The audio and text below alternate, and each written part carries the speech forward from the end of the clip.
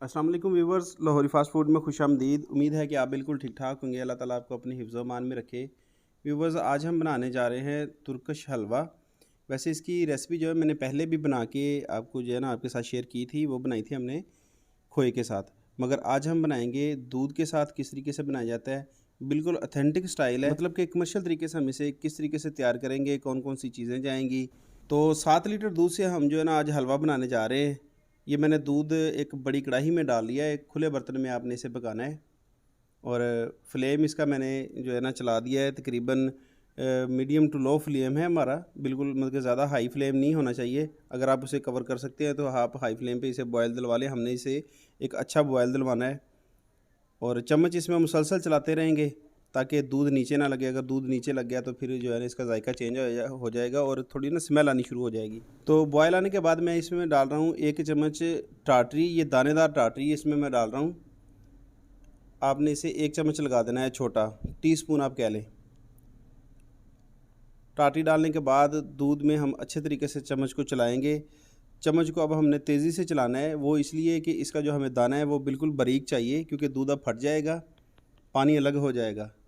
जो हम चमचम के लिए बनाते हैं उसमें दाना हमें थोड़ा सा मोटा वो होता है, ज़रूरत होती है, मगर यहाँ पे हमें दाना इसका बारीक चाहिए। तो अब जो एक्स्ट्रा पानी है वो हमने निकाल लेना है और पनीर को हम अलग कर लेंगे। पनीर बिल्कुल खुश्क नहीं होगा, थोड़ा थोड़ा हम इसमें पानी रखेंगे इसको पकाने के लिए। ये देखें जी, इसमें तेज़ी से चम्मच चला रहे हैं ताकि जो दाना है वो बारीक हो जाए, मुलायम हो जाए। अगर दाना मोटा होगा तो फिर हमारा जो हलवा है वो सख्त बनेगा। ये देखिए जी, बिल्कुल बारीक दाना बना है इसका। तो अब हमने इसमें से पानी निकाल लेना है, बस थोड़ा सा पानी इसमें रहेगा जिसमें हम इसकी पकाई करेंगे। ये देखें जी, बाकी पानी हमने इसमें से निकाल लिया है। इसे थोड़ी देर पकाने के बाद इसमें हम जो है ना छोटी इलायची डाल लेंगे। अगर आपके पास इलायची पाउडर हो तो वो भी डाल सकते हैं। वैसे अगर आपके पास इलायची पाउडर नहीं है तो साबुत इलायची जो है उसे आप 5-7 दाने अपने मतलब कि टेस्ट के मुताबिक खुशबू के लिए आप इसमें डाल लें। तो अब हम इसमें जो है ना चीनी शामिल करेंगे। चीनी हम इसमें आधा किलो डाल रहे हैं, मतलब कि 7 किलो दूध की हमने जो पनीर बनाई है उसमें 500 ग्राम चीनी शामिल कर रहे हैं। मीठा वैसे इसमें कम ही इस्तेमाल किया जाता है। तुर्किश जितनी भी डिशेज़ बनाई जाती हैं, मीठी डिशेज़, उसमें शुगर कम डाली जाती है, कम मीठे वाली जो है ना मिठाइयाँ बनाई जाती हैं। तो इसके बाद इसमें हमने ग्लूकोज़ डालना है। 500 ग्राम हमने चीनी डाली है इसमें। जब चीनी मेल्ट हो जाएगी उसे हम तकरीबन 4 से 5 मिनट पका लेंगे, तो फिर हम इसमें डालेंगे ग्लूकोज़। तो ग्लूकोज़ की मिकदार भी हम यहाँ पे 500 ग्राम ही रखेंगे।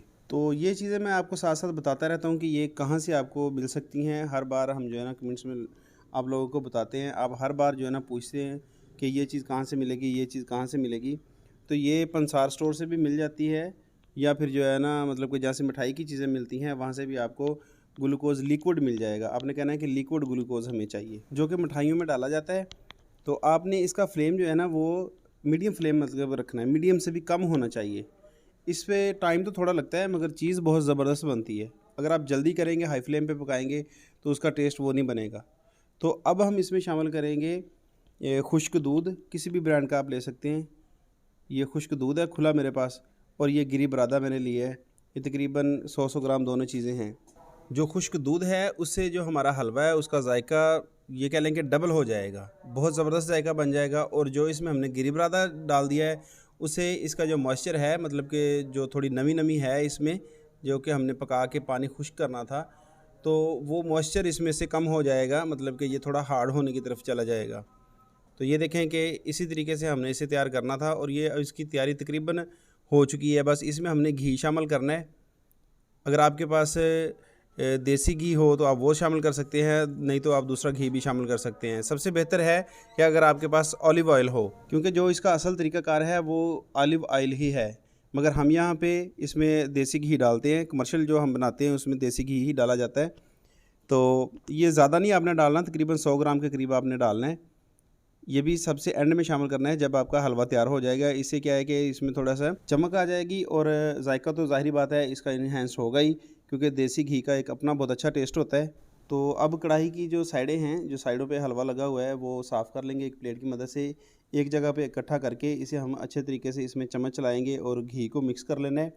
इससे पहले जो हमने हलवा बनाया था तुर्किश हलवा, वो हमने खोए से बनाया था, मगर अब हमने दूध से बनाया है। और अब इसकी आप देखें कि रंगत और इसका जो लुक देखें कि कितनी ज़बरदस्त आई है।